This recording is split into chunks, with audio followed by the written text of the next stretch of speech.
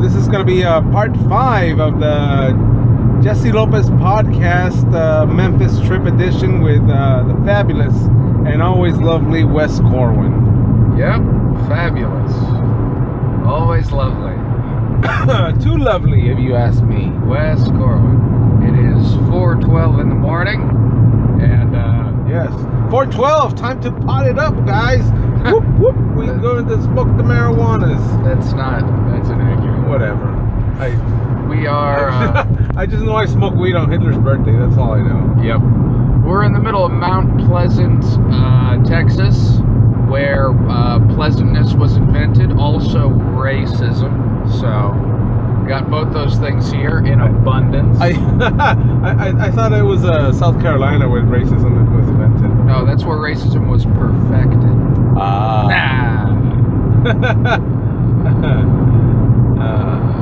I like that. What about Mississippi? There has to be something with Mississippi.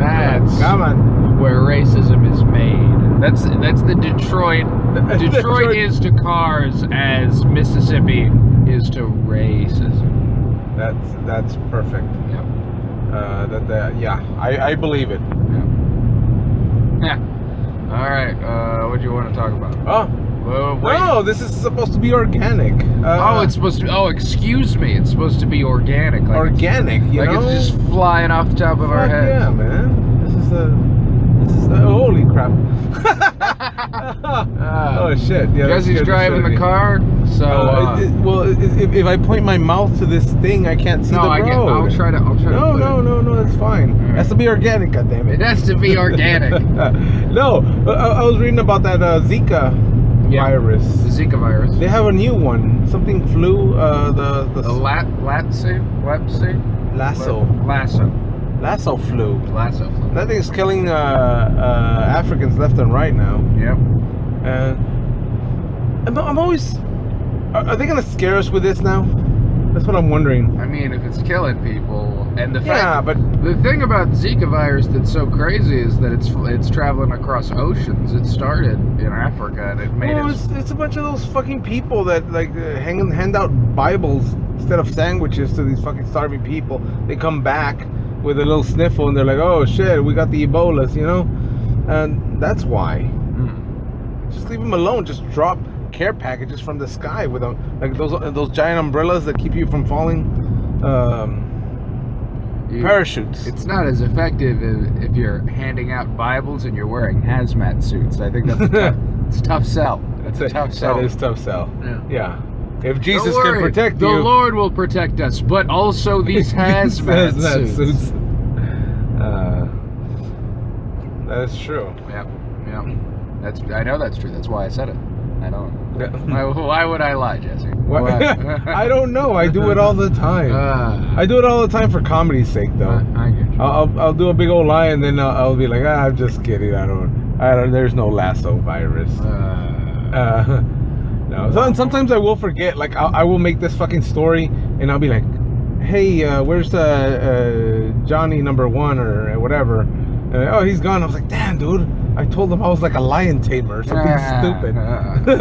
No, he just believes. Now he's gonna go his whole life. He's gonna go through he's gonna check out a local circus, and he's gonna be like, hey, do you know Jesse the lion tamer? And they're gonna be like, no, and he's like, you don't know. Yeah, you don't know nothing.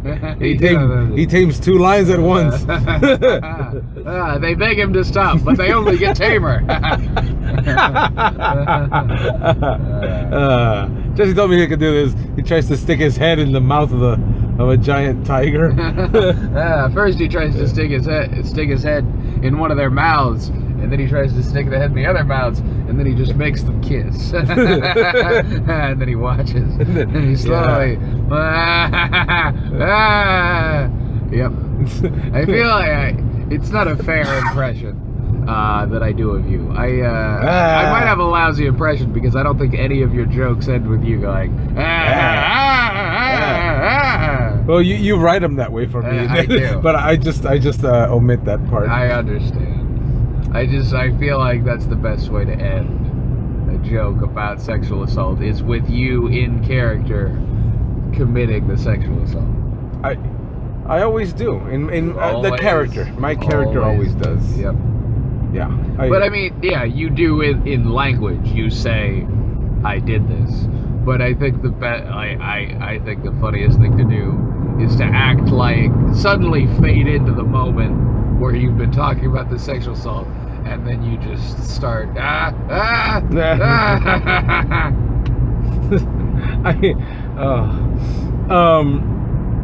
what was I gonna say? Oh yeah, about sexual assault. I've been watching Law and Order Special Victims Unit. Well, you're an expert. And no, I think I've committed a few rapes myself. This terrifies me. Oh. Because you know how you're like forcing that girl like you're being really rough or something. Yeah. And then she comes. Yeah. And then she's like okay with it. That's rape. Yes. But she came. That's not any. Then she's okay, like eating breakfast, with you and shit. I mean, was it consensual? Yes, but it was kind of like being pressured and a lot of pressure, and she'd be like, "Oh no, don't do that," and then I'll bite her, and shit like that. But I mean, did she at any point say like, "No, stop having sex with me"? No, just don't do that, or I can't, and shit like that. Really? I mean, never like, no, stop, I don't want this, no, but no, like kind of playing hard to get. It's a borderline. Yeah, I mean, well, according to that fucking that bitch that looks like one of the characters from that movie Ants. Architect. Yes, I hate that bitch. According to her, I raped her. I mean, I think the difference is in the TV show. At some point, consent was taken away, and it sounds like she didn't tell you to stop having sex with her. It's a gray area. We'd have to talk to the lady in question. Oh, I killed her. She's at the bottom of the river right now. Well, then, I hate to tell you this. Rape is the biggest problem. Is it? Yeah, that's the second biggest. Yeah. And you just confessed it on your critically acclaimed podcast. Nobody's going to listen to this. I could talk about rape all day. No, but I guess it's not. It's just no, it wasn't. It wasn't rape. It was murder, though. And also, yeah.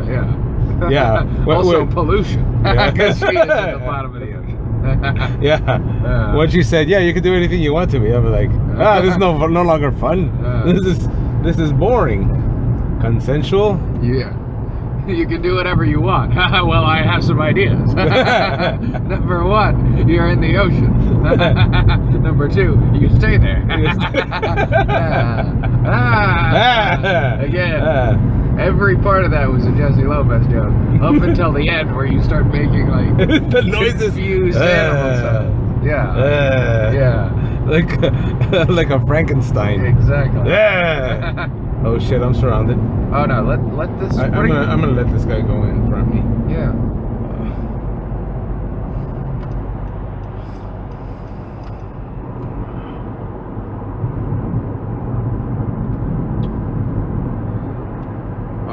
Damn, dude, I hate truckers. Oh yeah, truckers are the worst. Jesus Christ. Sorry guys for the pause. Yeah. But I'm dealing with a bunch of methed out truckers. Methed out truckers. Jesus Christ, I'm just gonna pass these guys. Do it. Fucking truckers. Okay. So, if you're listening to the 15-minute Jesse Lopez podcast. The only podcast worth listening to. Yes, the only podcast that acquits me of rape. What is it called? Vindicates? It says that I'm not guilty. I'm not guilty of it. Well, I wouldn't say you're not guilty. You just didn't do it. Okay. You didn't do the rape, but that doesn't mean you're not guilty of murder. Vindicate implies that you there's no wrongdoing. And every day you do wrong, Jesse. Oh, I do. I go out of my way. You only do more and more wrong. I go out of my way to do wrong. I love it. I don't know. I'm glad we're friends. I'm glad we've come together over comedy. But knowing you has completely evaporated my faith in any kind of justice system. and humanity. No, yeah, it's terrible the things you can get away with. If you ever get arrested, just keep your mouth shut. They really don't know shit. They don't know. Get a lawyer, and yeah, more than likely you will survive that. Then you. Yeah, that's the most important thing. I mean, shit, you could be guilty up the ass. Just get yourself a good lawyer. Yeah.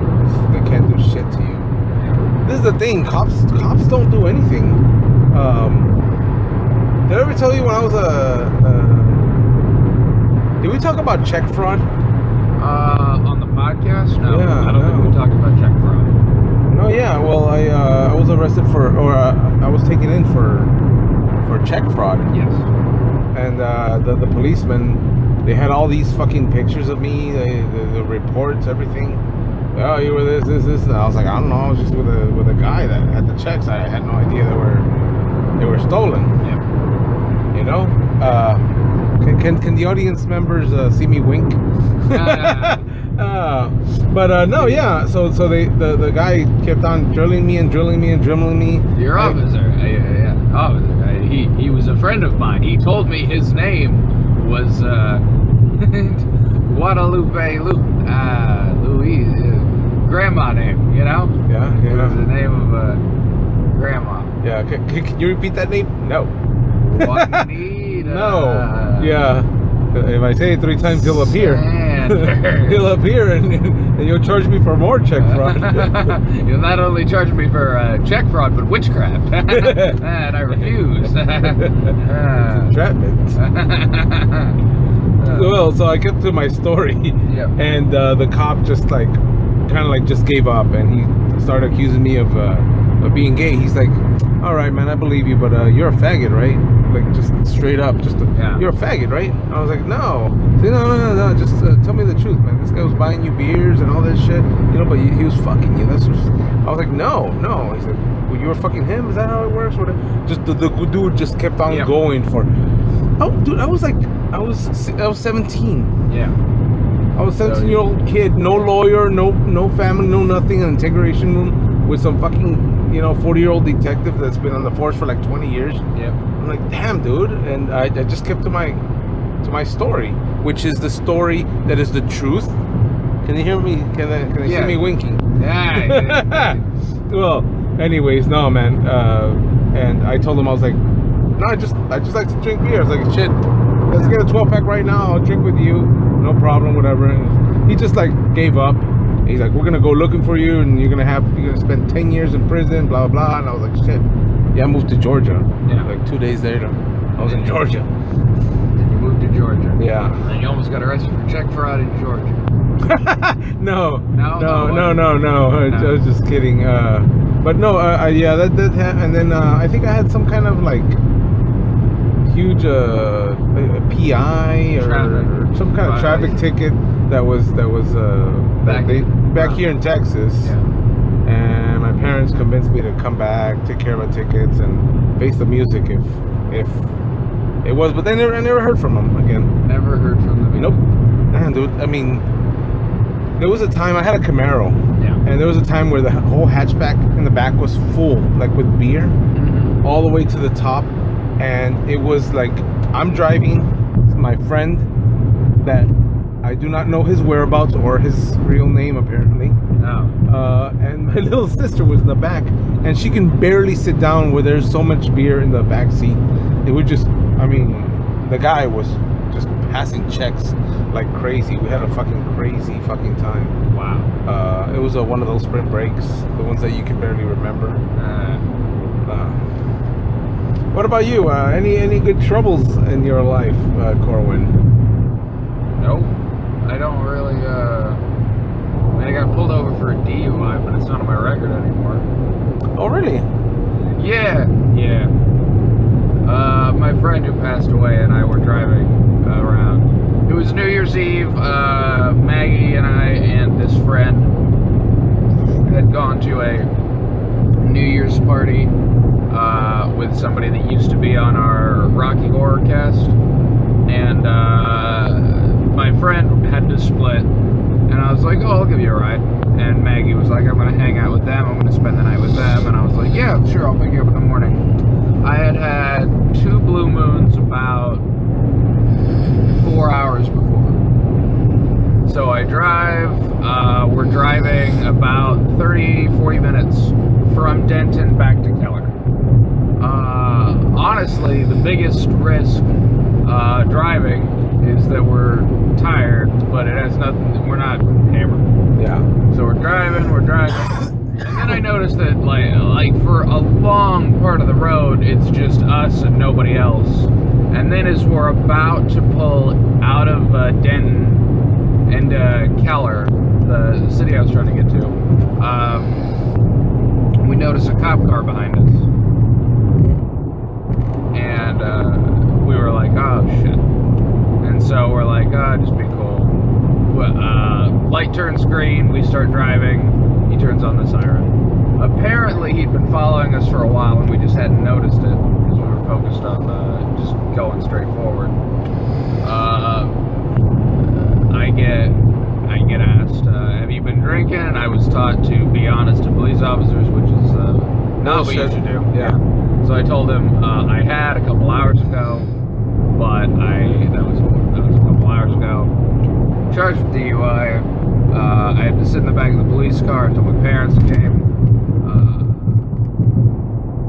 My dad was most angry with me because, like, at first he was like, "What are you doing?" And then we get home and he's like, "You're not even drunk. What are you?" And I'm like, I am not. "Yeah, no, I'm not." We get into the court and I try to plea in a way that gets it off my record, but the judge is like, I'm not going to do that. And then my dad takes him aside and talks to the judge, and he's like, this is a good boy. He's a good boy. He's an electrical engineering major. This is the end of his life if you do this. And the judge was like, oh, okay. Just threw away the charge. Nice. I wish I had a father. Yeah. No, my dad actually did that with one of the judges also. But it was like it wasn't for DWI, it was just for like a minor thing. Yeah. Shit, I forget. But I got into so much fucking trouble. I have 2 DWIs myself. Yeah. The second one was pretty funny. The first one was just, the first one was just a tail light. The second one was a laugh riot. Laugh and a half, I tell you. The first one's just a story to tell, but that second one, oh man, I open and close with it in my stand-up. Well, tell me about your second hilarious DUI. Well, the first one, let me start with the first one. It was just a tail light. It was busted. 4 beers, 2 shots. I do that shit, you know. Sometimes I do that shit before brushing my teeth in the morning. That was nothing. I was okay. But I got fucked in court. Yeah. The second one, I was completely wasted, like completely hammered. It was like they were repairing the road, so it was like gravel. Yeah. And it was like a curve. And the car slipped. It was an Amigo. It was a standard. And I'm decent using standard. But when I was drunk, I kind of had like the thing, and I kind of missed the brake, I think. Yeah. Because I was really wasted, and I think I pressed when I found the brake, I think I pressed it too hard. Yeah, too hard, and that thing just slid, and I knocked over this church sign made out of brick. Oh no! Like completely fucked, man. And I was trying to start the car. I was there for like an idiot. I was there for like 5 minutes trying to start the car, and it wouldn't start. It was just kind of like cranking, like it just barely kind of wanted to roll over. Yeah. And yeah, my lawyer was like, "Why the fuck didn't you just take off on foot?" You know? And I was like, I know, but. And then I tried to tell him, I was like, well, I wasn't driving, but I got into the the driver's seat to try to turn it on. And I was like, yeah, that's still DWI, no matter what. And I was like, oh, well. So wait, your lawyer recommended that you take off on foot. That I should have taken off on foot. Yeah. And if they would have caught me, I could have been like, prove it. Yeah. Officer, my car was stolen by these trees. By this, this squirrel. Are you telling me those trees broke down that church road sign? The monsters. What a bunch of monsters. Officers, let's join a coalition and put a stop to these things. Yes. Officers. It was foreigners. Ask Mr. Trump. He'll agree with me. No, and it was my second DWI, and I told the guy, I was like, shit, I want to fight this, whatever. He's like, well, we got the standard deal, but the thing is, they got the standard deal for the first DWI, right? You know, which was like 6 months probation, like $1,000 fine or something like that, pay for damages, whatever.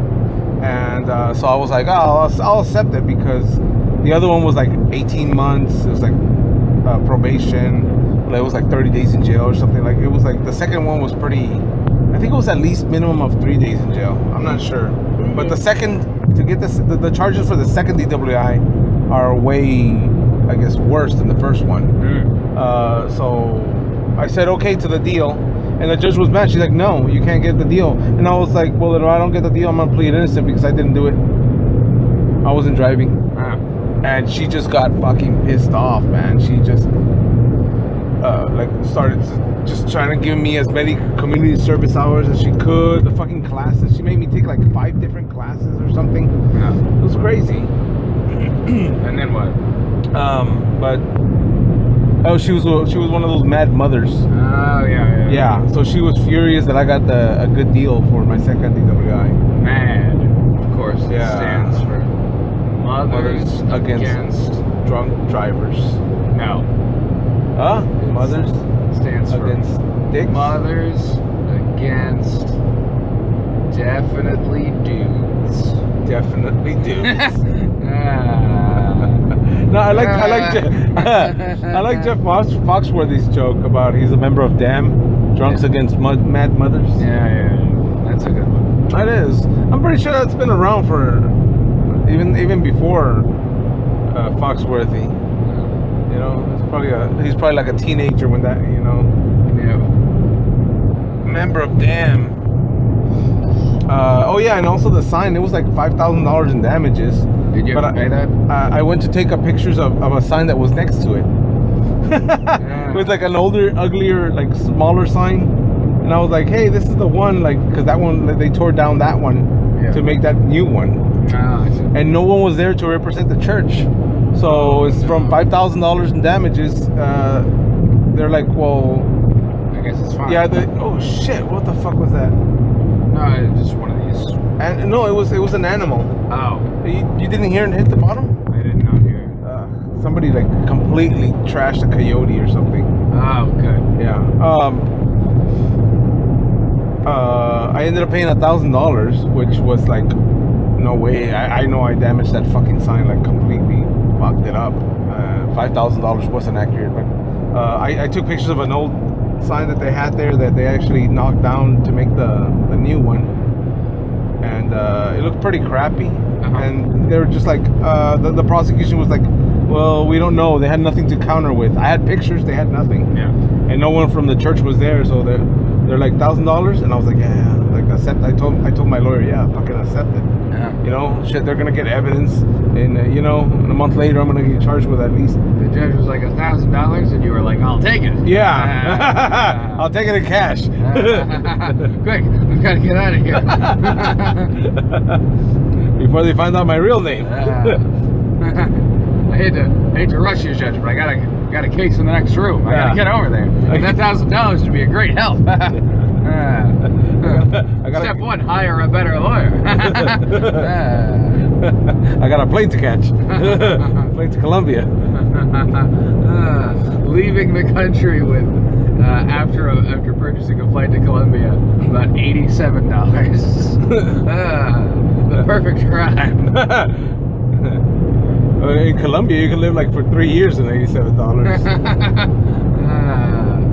Purchase yourself a wife with kids. Yeah. Buy one of those Tony Montana mansions with $87. Yeah. You buy the wife with kids, and when the wife gets too old, you marry the kids. You know, by the time she's 17.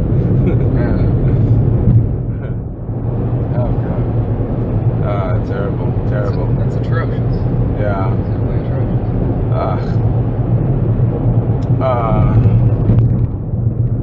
What else have I done? This is actually about you. You're my guest in my podcast. This is about me. And yeah, tell me. I don't know. Have you ever, I don't know, skydived or? Yeah. You white people like this? I like that. Originally, it was about crime, and you were like, "Wes, you've probably played racquetball?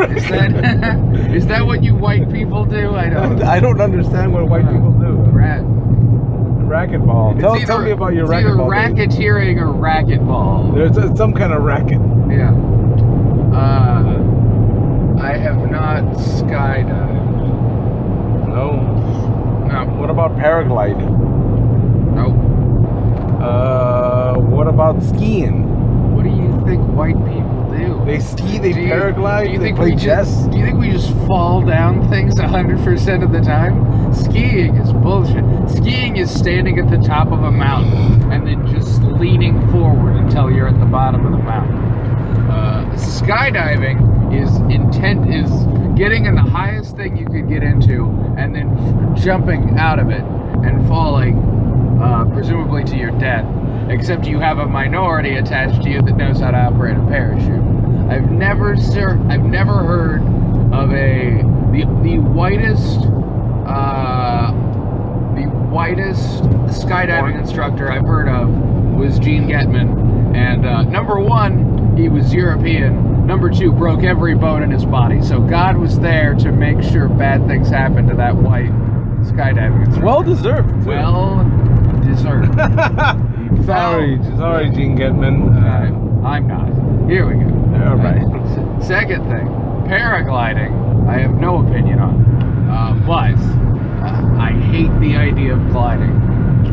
I think it's dumb. I think it's stupid. I think it's stupid and dumb. So to answer your questions, no, I haven't not. To answer your questions, I won second place at a racket tournament, a racquetball.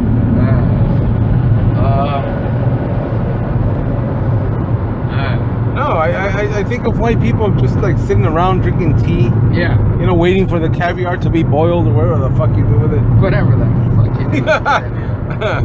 You know, Fish boiling. eggs, you eat it raw. Ugh, that's disgusting. You just grab a handful and like Winnie the Pooh before you grab a handful and just shove it off your fingers. Oh, Jesus.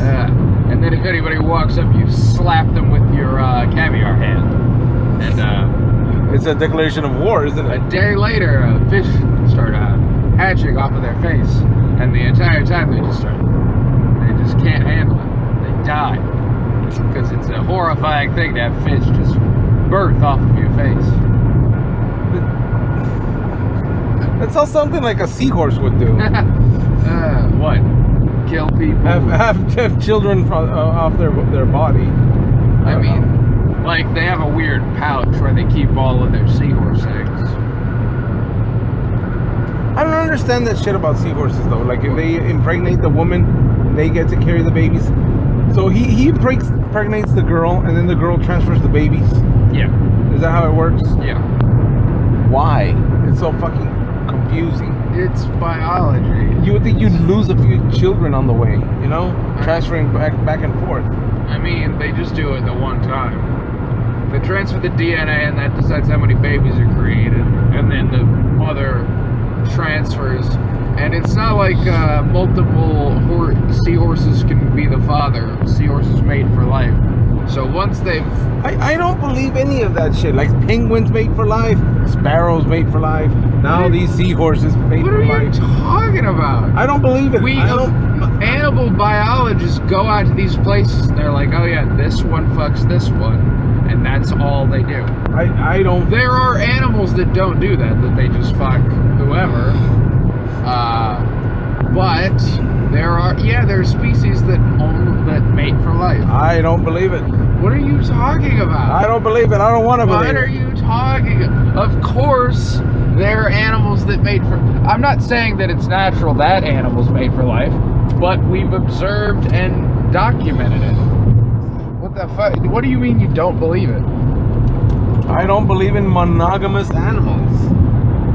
It happens in the wild. There are species that are monogamous. No. That's my retort. No. If Jesus wanted animals to be monogamous, I don't know what to follow that. I don't know. I think if Jesus wanted animals to be monogamous, he would have only created us with one hand.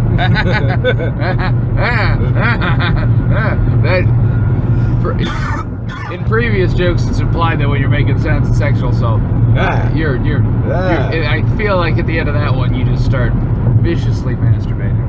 But oh, about sexual assault, also drunken girls. There. What about? Whenever you have sex with a drunk girl, that's rape. Are you drunk? Yes. Did you get her drunk with the intent of having sex with her? Yes. Was she? Oh. Yeah. Okay.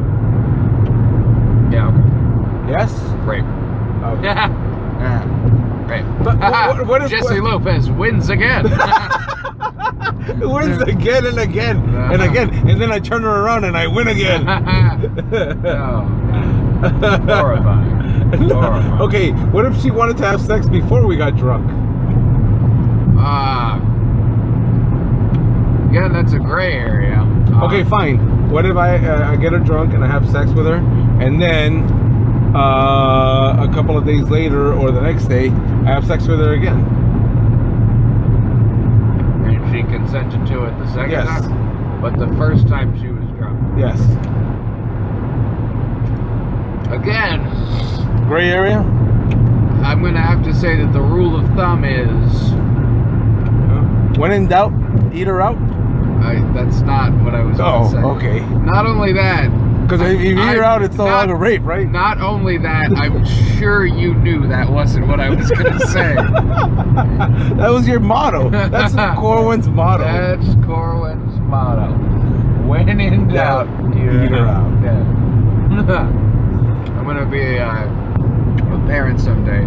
Dad, my teacher gave me an F on my report. Well, son, you know what I always say.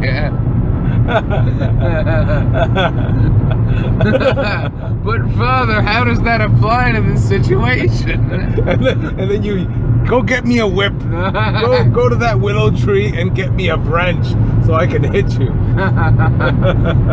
When in doubt, eat her out. It makes sense because it rhymes, boy. Talking about my teacher or one of my classmates. When in doubt.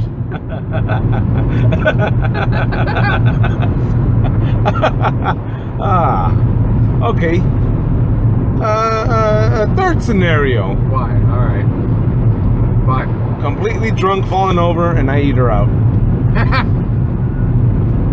Is that rape? Yeah. Rape? Are you drunk? Yes. And she is drunk. Yes. And I only eat her out. Right. Damn, dude. If she's too inebriated, she cannot give consent. What if she's like pulling on ears and enjoying it?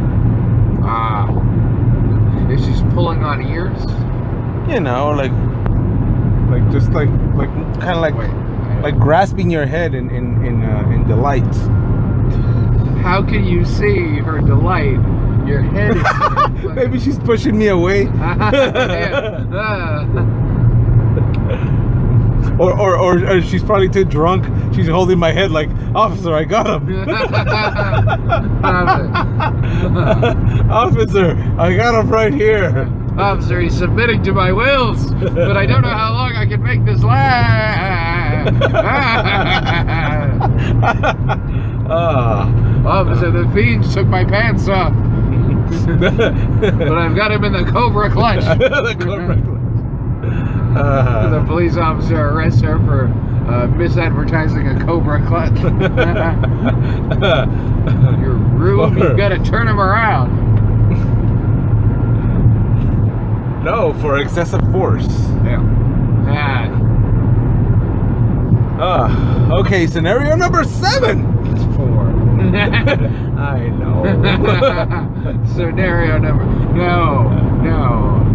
4 through 6, I'm just not going to tell you about. You're not so, what do you call it?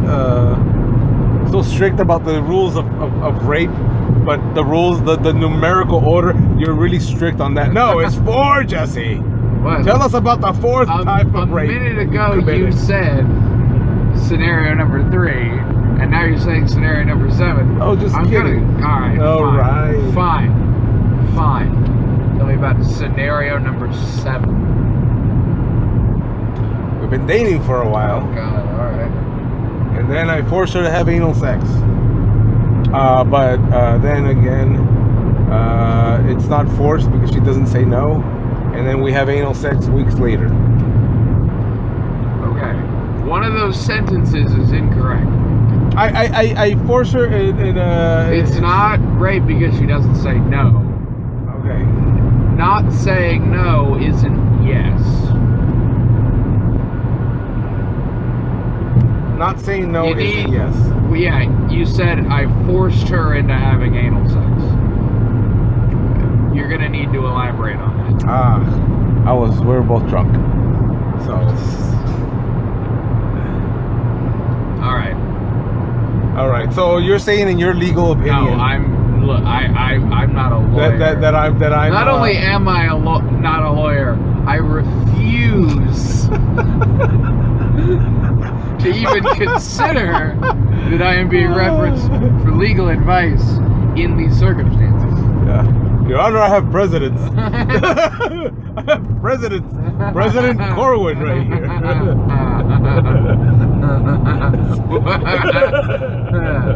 Your Honor, when in doubt, eat her out. Yeah, Your Honor. So you're saying that I'm good? That's I would never say anything like that. No. So you're saying that it's a possibility that I have not committed any heinous crime? That's the opposite of what I said. So you're saying I should apply for sainthood? So you're saying you have a doubt? You're saying there's reasonable doubt to my crimes? No. If there's reasonable doubt, you're out. You're out. Yeah. I think that's most of the scenarios that I can think of. Oh, good. That I've been involved in. I'm glad. Glad we got to the end of that. Yeah. I mean, sex with a girl that's passing out because she's drunk, but you've already had sex with her because she's your girlfriend, kind of shit. I think that should be fine, right? No. If she's passing out. Yeah. That's. But she wakes up for the sex, you know. After the 3rd or 4th stroke. Incapable of consent in that point. You're no fun, Corwin. The rule of thumb is if after the rule of thumb, it's not rape if you make her come. That doesn't rime. That's not the. Well, it rhymes, but it's not the. Well, rule. you're telling me it does not rhyme. I'm hesitant to say the thing. Okay, so some women. Let me preface this by saying that some women do not report rape. 1 in every. I believe the statistic is 3 out of every 5 rapes go. It's actually unreported. it's 1 out of every 5 dentists. That's incorrect. All 5 out of 5 dentists are rapists. So what you're saying is inherently wrong. 3 out of 5 rapes, I believe, go unreported. 60% of rapes. So that doesn't make what happened to these people not rape, but as a rule of thumb, if you have sex with a woman and afterwards she's like, "No, we're cool." Yeah. I guess you're in the clear. That's all every time. No, we're cool. All right. Well, then I guess you're fine. Good. The only person that can accuse you of rape is somebody that you've had non-consensual sex with. And the only requirement for consent is somebody to say, no, yeah, I was cool with that. So, even if it's afterwards. If all these people in all these quote-unquote hypothetical scenarios are like... That never happened, by the way. Oh. None of those things happened. How legal is this? No, there's like a statute of limitations, right, on that shit? It's like 11 years? It's something like that. Yeah. Because they were all over 11. God damn. I'm having fun today. Thank you for having me in your podcast. It's your podcast. This is part 6 of the Memphis trip. Part 6 of the Memphis trip and Jesse Lopez 15-minute podcast starring Wes Corwin. The only podcast worth listening to. The only podcast worth listening to. No, it's I have a legal consultant, Wes Cornfield. That's not what I do. That's not who I am. Okay, fine. He's my legal defense then. That's neither. That's no. Okay, fine. He just acquitted me of all this crimes. This man is lying. I'm gonna edit this well. I'm gonna stop talking to him. I'm gonna start talking to you. Someone stop this man. He's trapped me in my own car, and he's forcing me out of legal defense.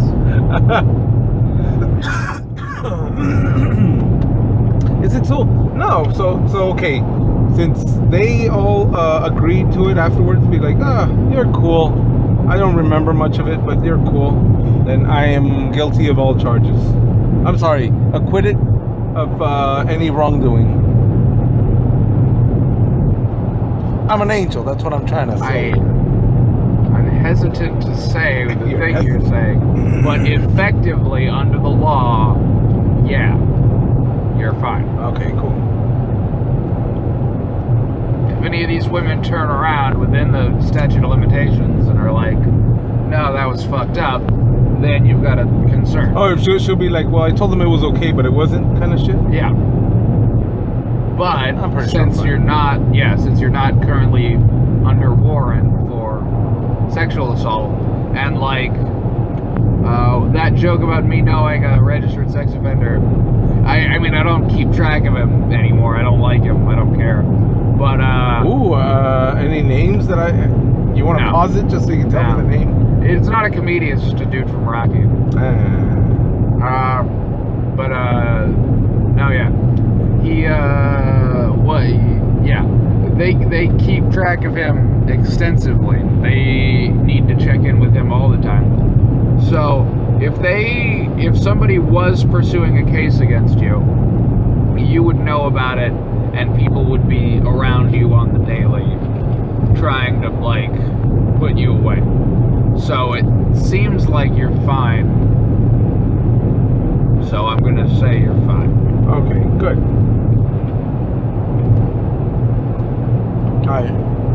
Thank you. Thank you for acquitting me of all crimes. That's not what I said. Thank you for giving me immunity. That's not what happened. Your Honor, I casted immunity on my client. I casted a spell of immunity.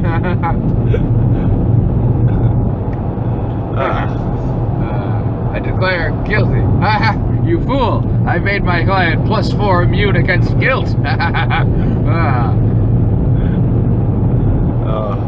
No, I'm pretty sure I'm fine. I'm not a monster. I would like to say this.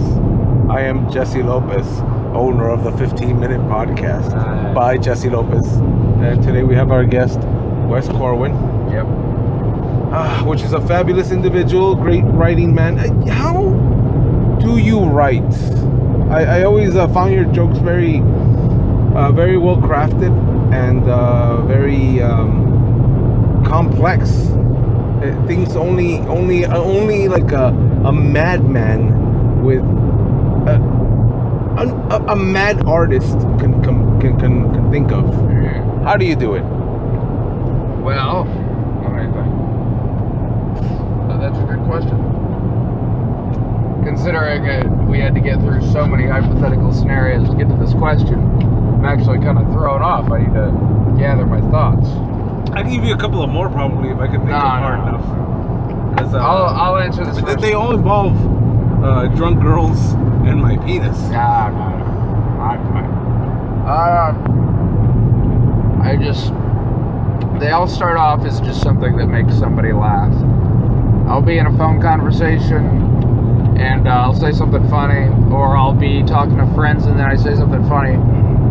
And then once I've discovered something that gets a laugh, I build it in both directions. I figure out how I want to get there and what I think is going to be funny on the way. And then I build an exit, what I need to say to get off the stage after I've said the really funny thing. Funny on the way is really good. A lot of people don't. They just spend 3 minutes on a story for one punchline. Yeah. And it's amazing how much time they waste. Yep. Themselves and the audience too. It's true. It's very true. But yeah, I need a crown jewel first. So I'll just be talking and then I'll say something and then my girlfriend will be like, "That's really funny," and I'm like, "Okay." Whenever anything I say in real life works, I just make a note of it in the notebook. And then at the end of the week, I'll sit down and I'll be like, can I write anything about this topic? And I'll do some research and I'll Wikipedia and I'll look up important names and all that. And sometimes it's worth the effort and sometimes there's nothing to it. I know. Sometimes I do over research. I'll be like, I read 2 hours or an hour or whatever, and I'm like, damn, I didn't get anything. Not one bit.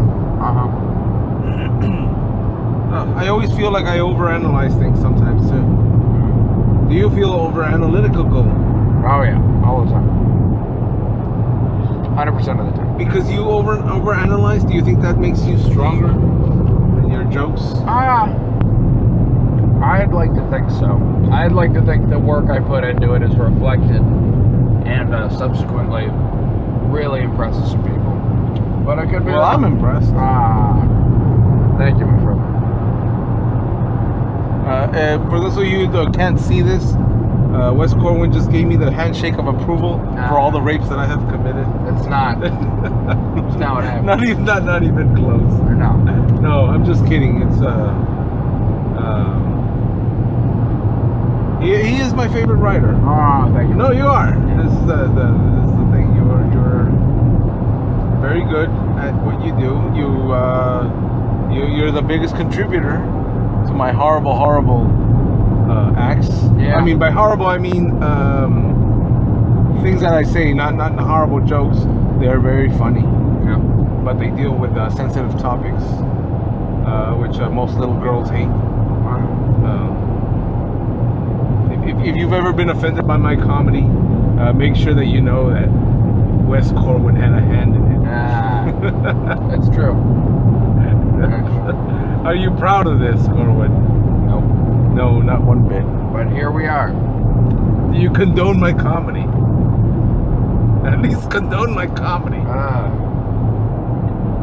Do you condemn it? No, I could never do that. No? No. Well, thank you. At least I have that. Yeah. Too tired to effectively answer a lot of questions. I can say I absolve Jesse Lopez of all guilt in related to the things that have happened to him. That have happened to him. Yeah, that's what we're talking about. Right? I'll take all the rapes that have been done to you. You're clear. Wasn't your fault. Well, you know what? These women could have been seducing me. It's true. You know? Yeah. How many minutes is this? 49 minutes. Are we almost at, what do you call it? Dallas? We're headed there. We're pulling up pretty close. And I can't wait to get back to my home. Oh, me too. My bed. This is weird. You don't even have mustard in your goddamn house. No, I don't. How the fuck can you live without mustard? How do you eat hot dogs? I ask myself that every day. You don't even have hot dogs. Nope. Shit, if it wasn't for the Klondike bars I left behind, oh shit. I'd starve. Yeah. No, yeah, I'm gonna hang out with Maggie today. I'm gonna hang out with her a little bit tomorrow. I'm gonna drive back, and then You're gonna feast.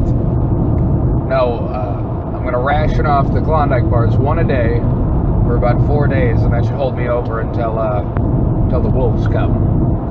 And then when the wolves come, they'll take me as one of their own. Devour me whole. Oh, yeah, they will devour you. Yeah. It's been 3 days just feasting on your carcass. And all I can say is thank you. Thank you. Thank you, dear wolves. If you ever die, would you leave me your notes of comedy? Yeah, sure. They're very important. That's very kind to say. I really appreciate that. I can leave you my notes. All right. So here you go. Legal binding Oh God! agreement. Is that why I was on this podcast? The long con. The long con. Uh, And I just throw you out the car door. So long, sucker. No, Wes, don't jump out the window. Please, Wes. No. Please, you have so much to live for. Yeah. And according to this contract, I get all of your jokes. No. No. Throw me out. Yeah. You heard it first in the 15-minute podcast. You heard it. Wes committed suicide by proxy.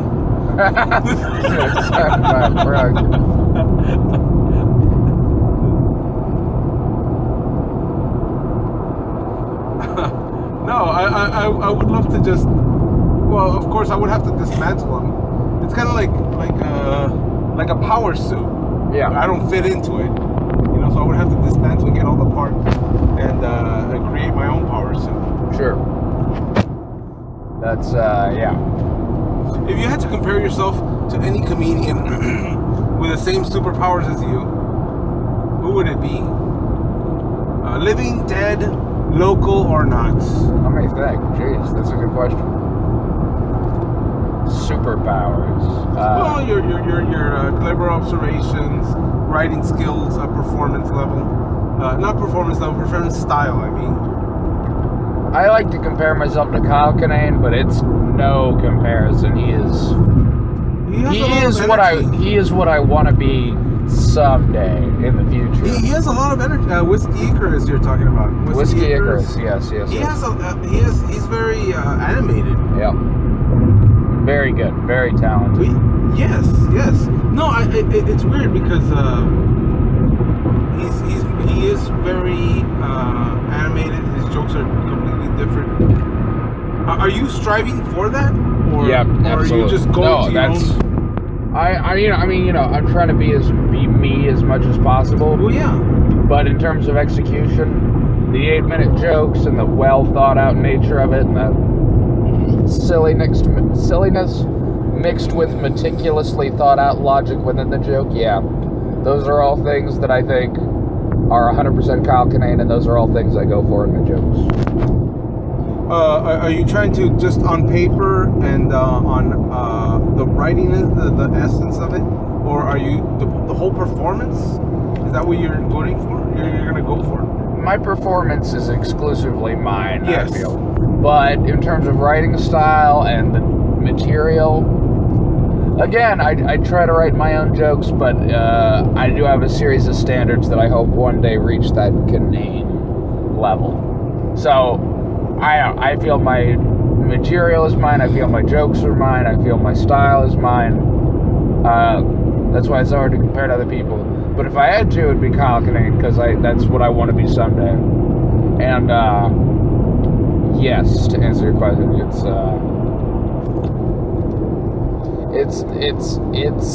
it's not even that I want to write like Kyle Kinane, it's that I want to hold myself to the same standard of excellence that Kyle Kinane does.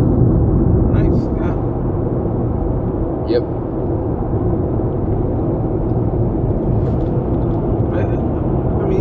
That is a tough question, because I wouldn't be able to put myself in also that I want to be the Incredible Hulk in comedy or something. That's what I would say. Yeah. You want to be the Incredible Hulk in comedy. In comedy. Yes, yeah. That's. Thank God this is my podcast and I'm asking the questions, because I would have been stumped. Completely and utterly. Yeah. Especially since we've been driving for 8 hours now? We have been driving for going on maybe 6.5 hours. I am having difficulty. It might be just because of the podcast. For some reason, the podcast is especially tiring. I am having difficulty keeping my eyes open. Yeah, I see that. Yeah. All right. So if you want to take a nap, we can end this. Oh no! I want to hang tight with you. Okay, cool. I mean, we can end the podcast and then we can do a part 7 now. Later, but yeah, no, I don't need it. I'm gonna try not to nap. That's not fair to you. No? No, I'm fine. Fair is what you pay to get on the bus, Wes. That's beautiful as it is stupid. That's a beautiful sentiment that I thoroughly don't believe in. Fair, yeah. Huh. Justice. Well, Justice is what you ask for in a glass when you don't want any liquid in it. Huh? Well, bus fare, it's a kind of No, I get it. It's a second meaning. Yeah. And justice is also just ice. That's a second meaning. That doesn't make what either of us said true. It's clever. It's not accurate. Fair. Okay, fair. Why do you have to be so mean, Corbin? I'm not. Why cannot you just agree with everything that I say? This podcast will go so smoothly. Jesse, yeah, some girl. Jesse, I need my personal space. Space? Space? Space is what's up there with the stars and the planets. What you're saying, Jesse, what you're saying is true, but that doesn't mean that what you're saying means anything. That's the problem. Fair. Some guy, some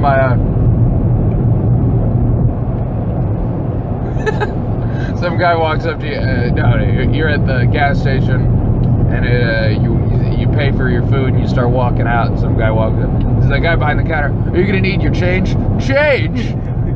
Change. You know what change is? Change is things happening that are different than the past. That's the whole interaction, Jesse. Do you understand the problematic nature of just making up things? Yes. You want change? Vote for Obama again. Yeah.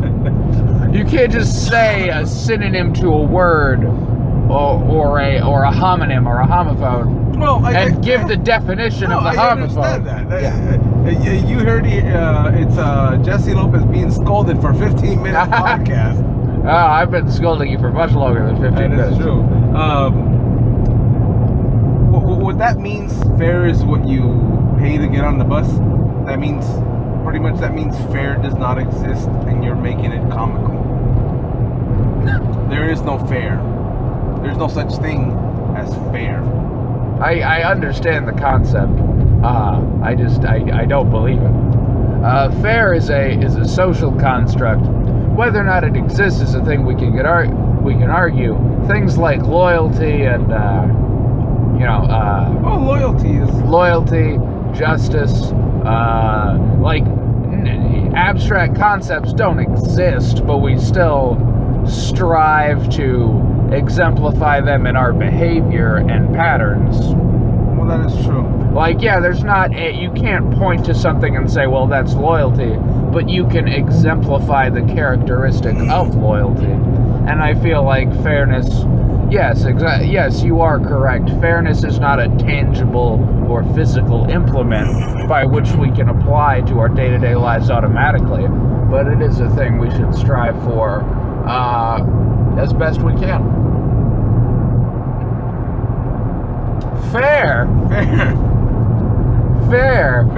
comes by twice a year. Fair. The state fair. Fair. That's the place where those nerds gather with their chainmail and swords.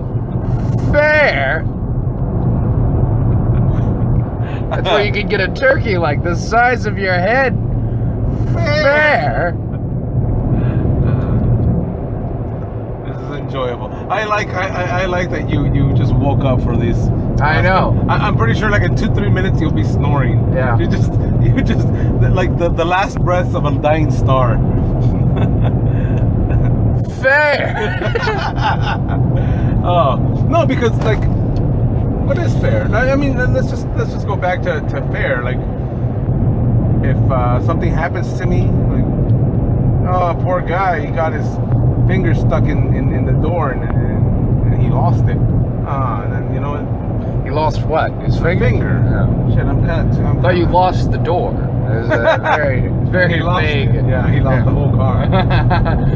You know, that's not fair. You know, like who can measure it?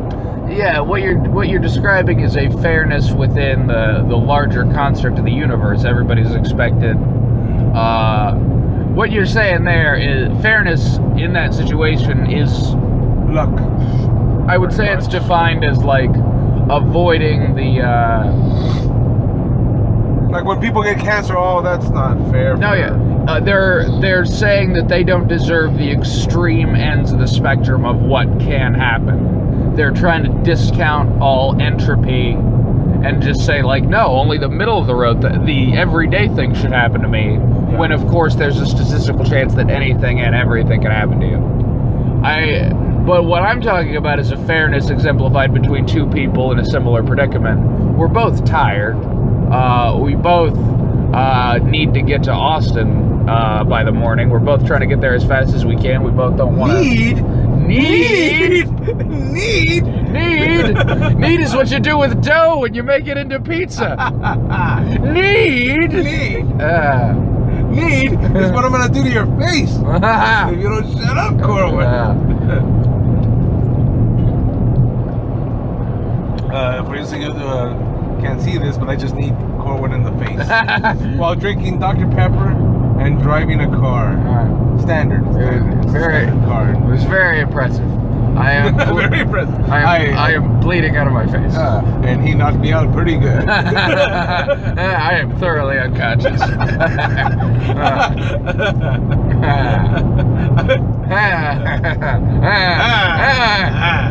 I'm gonna add that to some of my jokes. See if that works. You never steered me wrong, buddy. Nah, you buddy. No, but fairness between two people in a similar predicament is just them dealing with the same terms.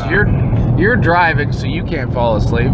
That sounds like a personal challenge. Do not fall asleep. Okay, can I throw this out the window? I love to litter. All right. Awesome. Oh shit! Hold on. Is there a car behind you? I don't care. God damn it! God damn it!